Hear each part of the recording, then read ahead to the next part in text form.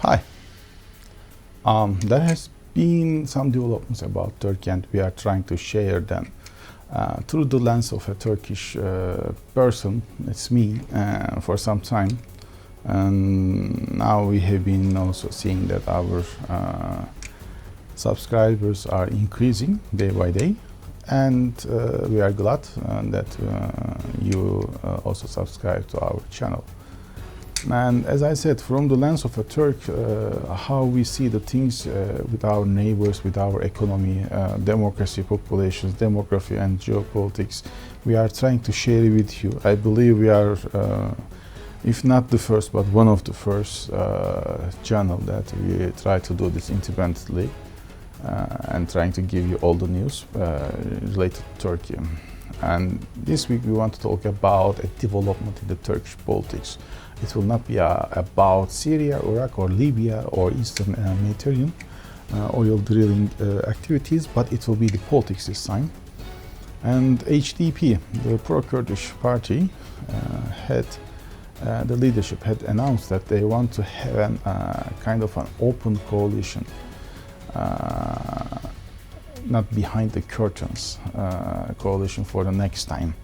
And they are saying that we don't want to do or repeat a coalition type behind the curtains like it was in 2019, where the HDP electorates enabled CHP, the Socialist Party, won Istanbul especially, and Ankara also in relation to.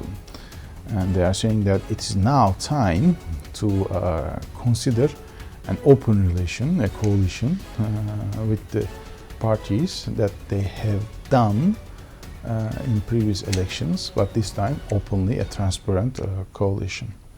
But we have been considering why they have done this announcement, what is the reasons behind this, so what are the scenarios for future, and we think it's very, very important.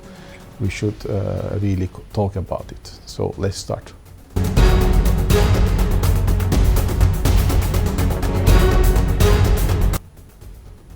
Now, as I told you last week, the HDP, the pro-Kurdish party, had announced that they want to engage an open coalition relation with CHP, the Socialist Party, and also E-Party, or Good Party we call it in English, that also would be more fruitful for the coming elections.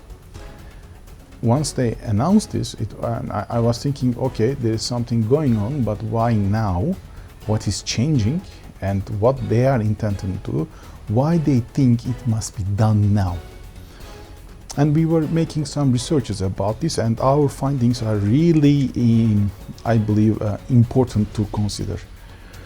Because this possible coalition or not, which I am going to also talk about, is going to define a different future for Turkey. So what is going on now? Now, we have to at first consider the surveys of the electorates as of today. What is going on? In 2019 elections, we have seen that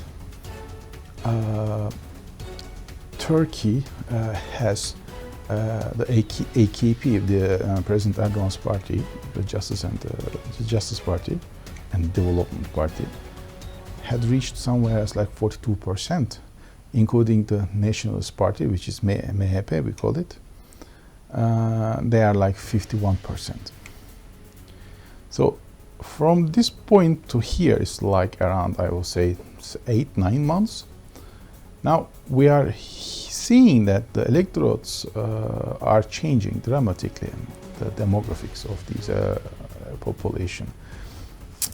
This 41-42% is now around 30%, according to some surveys that has been done recently. And the Nationalist Party, MHP, the possible electorates are again in the same margins between 9% to 11%. CHP, we see a little bit increase, like 1 to 2%. So now they are 27%, much more, not much more that. E party is almost the same. And those ones that are running out of or not considering any type of parties to be elected, we see that they are now they haven't decided what they want to do. And this is very important because this number is now increasing. Now, according to all these statistics that we have worked, we see that the populists who opt to choose either idle or another party, or let's say idle at that moment, they do not return back to the party again. It's really hard that we have seen these evidences. Usually they tend to be idle party, or they tend to choose another party which they think they have a close mind or relationship. Now, the important issue is that we have to look from the aspects of not only Turkey but also the global developments, such as the global economy and also the developments in the Middle East region, especially in Syria and Libya too. Now, let's think about what is going on at first, the global economy. There are two types of scenario with the global economies. First, the United States GDP, we have to also remember, it's very vital to talk about, has 13% risks of foreign purchase or foreign elements. So the export over there is 13%, that helps GDP. And the half of it, which is like 6 to 7%, let's say, is with Canada and also Mexico. So the rest of the 6 to 7% is with countries like China, Japan, European Union as one unity, identity, and others. It means that United States has minor risks for a kind of a recession. Now, coming to European Union and especially Germany, they have a 50% of their GDP is coming from their exporting activities, which means that out of two items that they are selling, one they are selling inland, one they are selling to anyone in the world. So if these activities are starting to diminish, it means that the German economy, as we are seeing today, is becoming slowing, let's say, or slower, and even there is a risk of recession in future. China, we have to open a special bracket because of the coronavirus. We are hearing, and we have people around there too. In China, the major factories are not working with full capacities, mostly are idle at this moment. It means that also the raw material is lacking.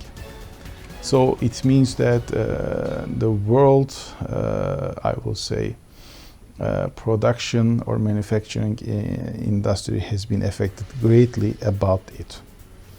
The electronic prices are now expected to increase a little bit due to this lack of goods. And if you are looking China or India, also they have some similar also problems.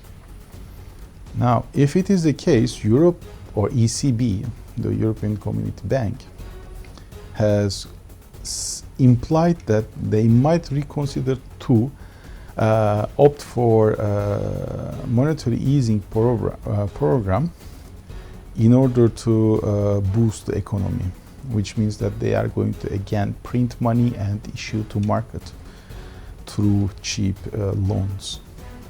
If this happens, there is a great possibility that Turkey is going to withdraw some or take some attraction about it, because Turkey is providing higher interests to these hot, I will say, resources. If that happens, then Erdogan only might, have the opportunity to win the hearts and the minds of these electorates who have now opt to be idle, and they can come back to the party again, which will increase the AKP electorates from 30% to again 40-45%, including Nationalist Party. They might win the coming elections in 2023, unless there will be an early election.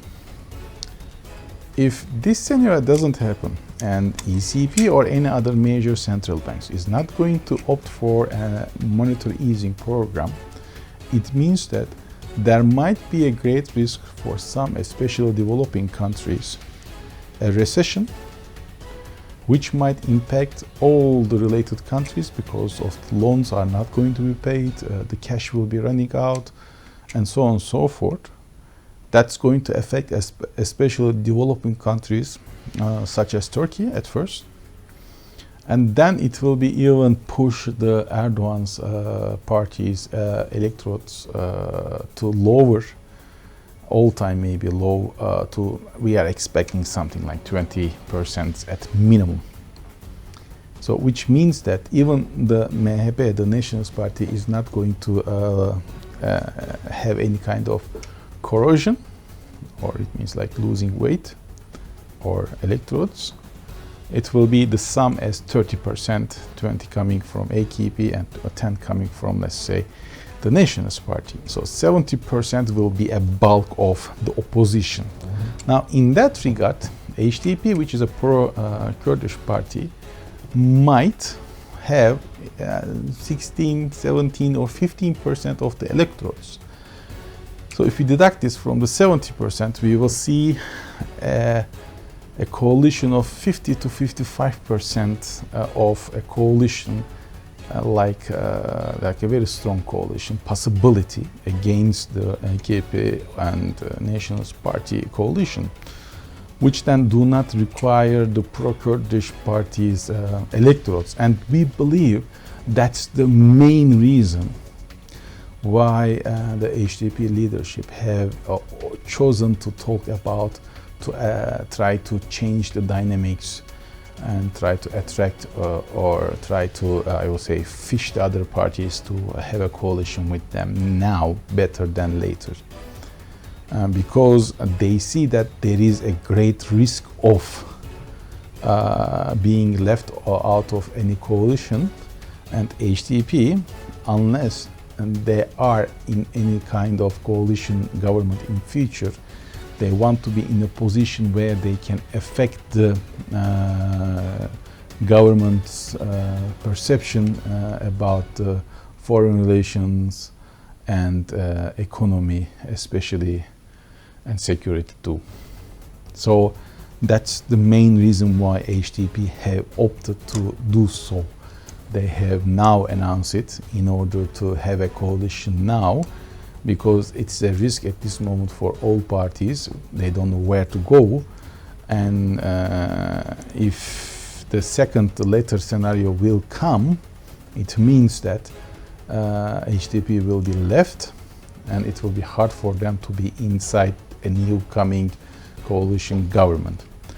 But if the first one is going to happen, where Erdogan will again increase his power, then HDP also in the second time or later, they can impose more, I would say, gain from JHP or E party or any kind of coalition opposition to Erdogan's party. So they might ask more gains for that purposes. So that's why they have done this now.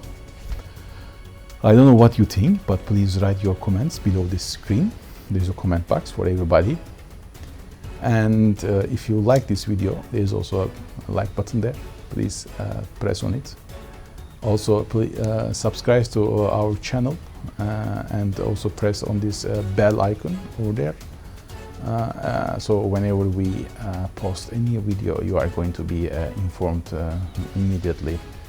Thank you for watching this, and again, please write your comments. I would like to read what you think of.